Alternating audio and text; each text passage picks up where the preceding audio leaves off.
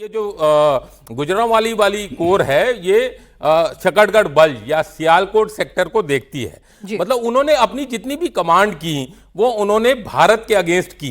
ठीक है। उसके अलावा 2 बार वो इंटेलिजेंस एजेंसीज में काम किया उन्होंने। डीजीएमआई थे वो 2017 में और 2018 में डीजीआईएसआई थे। उसके बाद क्वार्टर मास्टर जनरल भी रहे और फिर अचानक तख्ता बदला। इमरान खान के कट्टर दुश्मन होते हुए भी जैसे ही दूसरी सरकार आई तो वो प्रोपेल होके चीफ बन गए। लेकिन ये पहले जनरल हैं जिन्होंने इंडिया पाकिस्तान को छोड़ के हिंदू मुसलमान करने की कोशिश की। और ये इनकी जो औकात से ऊपर चढ़ने वाली बात है उसको मैं आगे ले जा रहा हूं। जो वैभव ने बताया 3-4 चीजें बदल गई, नहीं तो फौज तो बहुत सुप्रीम बहुत स्ट्रांग होती है पाकिस्तान में। एक, इन्होंने हिंदू मुसलमान करने की कोशिश की। दूसरा, उन्होंने तालिबान से बैर ले लिया। तीसरा, बलूची और जो केपीके में पश्तून है वो आर्मी के अगेंस्ट हो गए। अगर आप देखें तो पीक टेररिज्म जो था पाकिस्तान में वो था 2010 से लेकर 2014 तक। उसके बाद ग्राफ डाउन गया क्योंकि रहील शरीफ के अंडर इन्होंने कई ऑपरेशन लॉन्च किए केपीके में और बलूचिस्तान में, डाउन हुआ। लेकिन 2021 में जब तालिबान आई अफगानिस्तान में और यूएसए चला गया तो दोबारा रीसर्जेंस हुआ टीटीपी का, तहरीक तालिबान पाकिस्तान का। इन्होंने उनसे भी बैर लिया, इन्होंने अफगानी तालिबान से भी बैर लिया।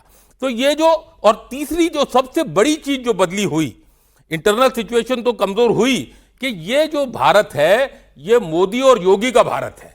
ये घर में घुस के मारता है। अभी तक 70 सालों में उन्होंने इस तरह का रीसर्जेंट भारत नहीं देखा था। हमारे चाहे पार्लियामेंट पे अटैक हो जाए, चाहे मुंबई अटैक हो जाए, हमने कभी जवाब में कोई कार्रवाई करी ही नहीं। हमने खाली एक डोजियर पकड़ा दिया, हम यूएन चले गए, हमने इस तरह की कार्रवाई की। अब हम घर में घुस के मारते हैं और बोलते हैं तुम एक मारोगे तो हम तुम्हारे 10 मारेंगे। और एक बहुत बड़ी बात हुई है कि अब इंडिया ने बोल दिया है कि ये जो वर्दी वाले हैं यही दहशतगर्द हैं, यही दहशतगर्द, और जो सलवार कमीज में है और यूनिफॉर्म में यही फर्क है। तो इनको मारना है और इनका सरगना कौन है? आसिफ मुनीर को मारना है। इसलिए यानी आसिफ मुनीर का पैनिक होना बिल्कुल सही, बहुत लाजमी है। और इसके दिन नंबर्ड हैं। आपने 45 दिन दे दिए, मैं तो कहता हूं कल भी हो सकता है 4 साल बाद हो जाए, लेकिन होगा जरूर। बड़े शैलेंद्र, बड़ा अटपटा लगता है कि मतलब भाई आसिफ मुनीर जो खुद को तमगे लटका रहा है, अपने आप को सर्वे सर्वा बना रहा है, संविधान का संशोधन कर रहा है, अब डर के मारे छिपा हुआ घूम रहा है। ये नौबत कैसे आ गई उसकी? और जय हिंद, नमस्कार। देखिए, सबसे बड़ी बात है कि पाकिस्तान के बारे में पता करना, मुनीर के बारे में मत पता करिए, पाकिस्तान आर्मी के बारे में पता करिए, क्योंकि उस बेचारे की अपब्रिंगिंग आर्मी से हुई है। अब जब वो मेजर रहा था तो वो एक कोई डेयरी फार्म था, वो उसका इंचार्ज था। क्योंकि Pakistan army is into all this business. जब वो सीओ बना था रेंजर्स का तो दैट टाइम ही was in charge for a developmental project, जो रियल एस्टेट वाले होते हैं वो उनका इंचार्ज भी था। सो उससे जब ऊपर आए, अब ये जो सर ने 3 जगहों के नाम बोले हैं, मैंने लिख भी लिए इसीलिए। और बढ़िया बात देखिएगा, बिल्कुल प्रूफ की बात चल रही है। अब उन्होंने कहाँ कहाँ कमांड करी, शकरगढ़ में करी, मुरीदके में करी, गुजरांवाला में करी, तीनों जगह पर इंडिया ने ठोका इन्हें।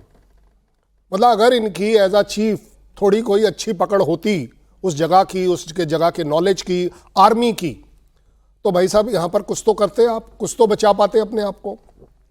आपने एक बड़ा शुरुआत में बड़ी अच्छी बात कर दी, दैट वाज कि कोई आतंकी क्यों? पूरी की पूरी आर्मी आतंकी है, पूरी की पूरी आईएसआई आतंकी है।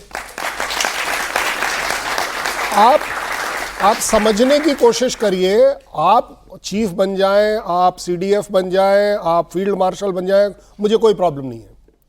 लेकिन आपने जो प्रमोशन की बाकी जो एवेन्यूज हैं अपने आर्मी के अंदर, उसको तो रोक दिया ना। अब वो मिर्जा साहब चेयरमैन थे, निकाल दिए गए, चलिए जी खत्म हो गया आपका मामला। अब जो और बनना था चीफ, क्योंकि ये पहले और आखिरी होंगे शायद, जो कि अपने आप में चीफ भी हैं, सीडीएफ भी हैं, फील्ड मार्शल भी हैं, तीनों चीजें, तो आप अपने एनिमी तो खुद बना रहे हो।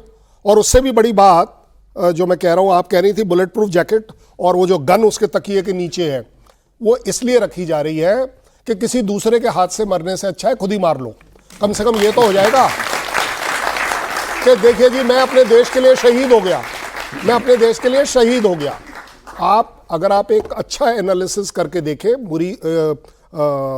मुनीर साहब जो है ना, वो अपने लिए सब कुछ खुद ही कर रहे हैं। मतलब अपनी कब्र खुद ही खोद रहा है। वो अपने आप देखेंगे, इसमें कहीं मुझे कोई जरूरत नहीं लीबिया जाने की कि चलो जी वहां से इन्होंने क्या किया क्या नहीं। पॉलिटिशियंस क्यों बोल रहे हैं ये वाली बात वहां पर?